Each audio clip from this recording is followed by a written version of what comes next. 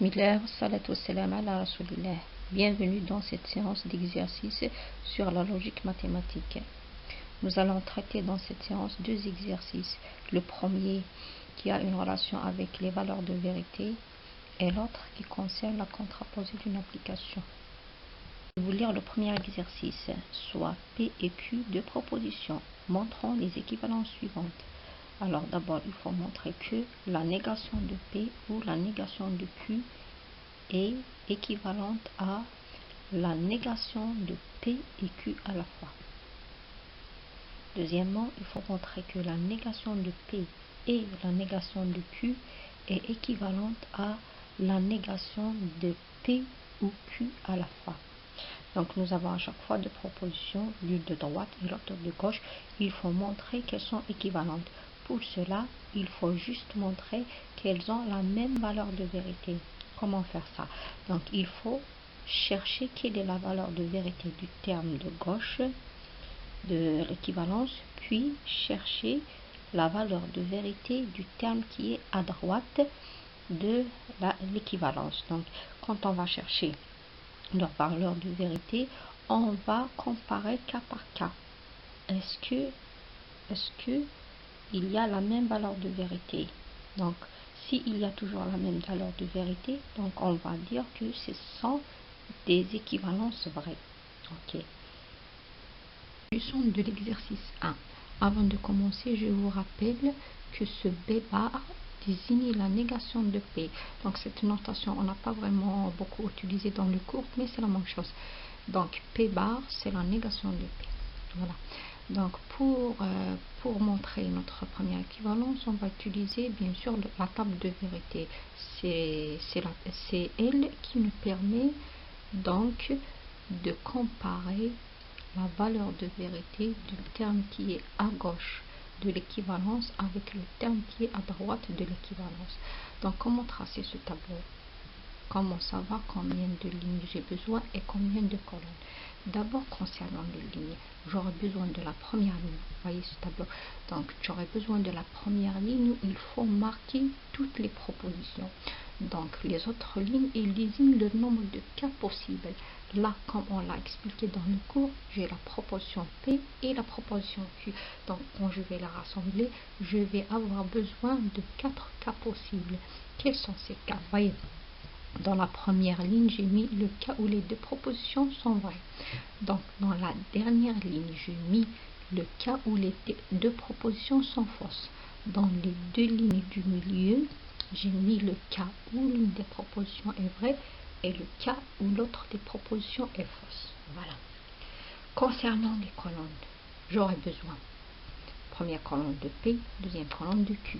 Donc j'aurai également besoin de nier P dans la troisième colonne. Dans la quatrième colonne, je vais nier Q à son tour.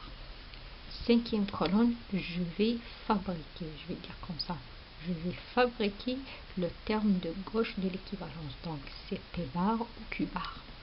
Donc par la suite, je vais essayer de fabriquer le terme qui est à droite de l'équivalence. Qu'est-ce que j'ai à droite de l'équivalence? J'ai P et Q bar, mais je peux pas le mettre à la fin. Je peux le mettre directement dans une case, mais je préfère mettre d'abord P et Q en premier dans la sixième colonne.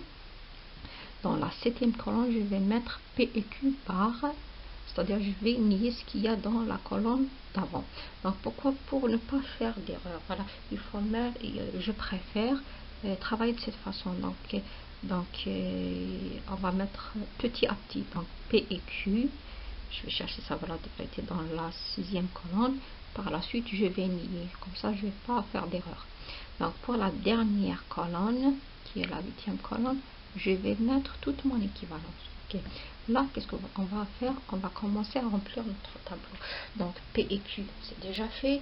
Donc, le P bar. Donc, qu'est-ce que je trouve dans la case de P? J'inverse. Si je trouve 1 pour P, je mets 0 pour P bar. Nous n'avons pas dit dans le cours que P et P bar et sa négation ont la valeur de vérité contraire. Lorsque l'une est vraie, l'autre est fausse.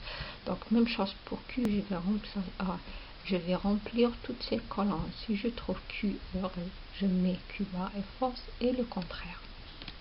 Ok. Donc pour la cinquième colonne qui m'intéresse, là j'ai mis les résultats en vert, vous voyez. Donc ce qui c'est P bar ou Q bar, donc les deux colonnes d'avant. Donc qu'est-ce qu'on a dit dans le cours? Quand je relie P deux propositions avec le Q, le résultat est vrai si l'une des propositions est vraie. Donc pour la première sans force toutes les deux, je mets 0 en vert. Pour les autres, il y a toujours une ou deux qui sont vraies, donc c'est des 1 partout. Ok. On passe à la sixième colonne, P et Q. Quand est-ce que deux propositions reliées par et est vrai? Lorsque les deux sont vraies à la fois. Donc je vais regarder P, je vais regarder Q. J'ai le seul cas où elles sont vraies toutes les deux, c'est le premier cas. Donc pour le premier cas, je vais mettre 1, les autres cas c'est 0. Ok. Donc par la suite, P et Q bar, c'est la colonne qui nous intéresse.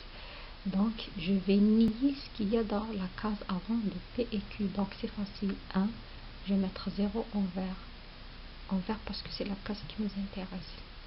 Donc 0, je vais mettre 1, 1, 0, 1, c'est-à-dire 1 pour les 3 cas qui restent. Pour le dernier, la dernière colonne, qu'est-ce que je vais faire? Je vais comparer ce qu'il y a dans la case P bar et Q bar, ou Q bar, pardon, que j'ai marqué en vert les résultats, avec P et Q bar, voyez. Donc regardez, pour les 4 cas, on a la même chose à droite et à gauche. La même chose à droite et à gauche. Qu'est-ce que ça veut dire? Qu'il y a équivalence. Voyez, dans la dernière colonne, j'ai mis 1, 1, 1. Parce que nous avons dit que notre équivalence est vraie lorsqu'il a la même valeur de vérité de droite avec le terme de gauche. Donc, vous voyez, si on compare les colonnes que j'ai marquées en vert, on trouve que dans chaque cas, c'est la même valeur de vérité qui se répète. Donc, l'équivalence est bien vraie. Deuxièmement, il faut montrer que P bar et Q bar est équivalent à P Q le tout bar, pardon. Donc pour cela, on va toujours utiliser le tableau de vérité et comparer la valeur de vérité du terme à gauche de l'équivalence avec le terme qui est à droite de l'équivalence. Donc je vous laisse le soin de faire ce tableau parce que vous allez exactement reproduire la même chose avec le premier tableau, sauf ici. Donc on a inversé, donc dans la première partie de l'équivalence ou bien dans le terme de gauche de l'équivalence, il y a le et qui est au milieu au lieu du ou qui était au milieu dans la première équivalence. Donc pour le deuxième terme aussi on a inversé les connecteurs. Ok, donc vous essayez de faire ce tableau. Donc qu'est-ce qu'il faut, vous voyez, j'ai marqué en rouge ici les valeurs qu'il faut comparer à la fois. Donc vous essayez de remplir le tableau et de comparer ce qu'il y a dans la cinquième et la septième colonne. Si vous avez obtenu la même chose, donc on va dire que l'équivalence est vraie. Exercice 2. Dans cet exercice, on nous donne une implication donc pour laquelle il faut chercher ou trouver la contraposée. Donc cette implication est x est égal à 1/2 implique x n'appartenant pas à n. Dans le deuxième exercice, nous avons une implication à laquelle il faut chercher la contraposée. Posons le premier terme, ou bien le terme à gauche de cette implication, on la pose comme proposition P. Donc P, c'est x est égal à 1/2. Et posons le terme de gauche de l'implication Q. Donc Q, c'est x n'appartenant pas à n. Cherchons d'abord leur négation. Donc la négation de P est non P.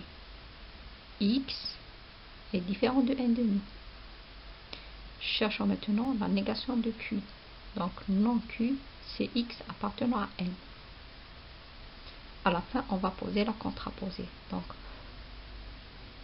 on commence par non Q implique non P. Donc, x appartenant à n implique que x est différent de 1/2. Voilà.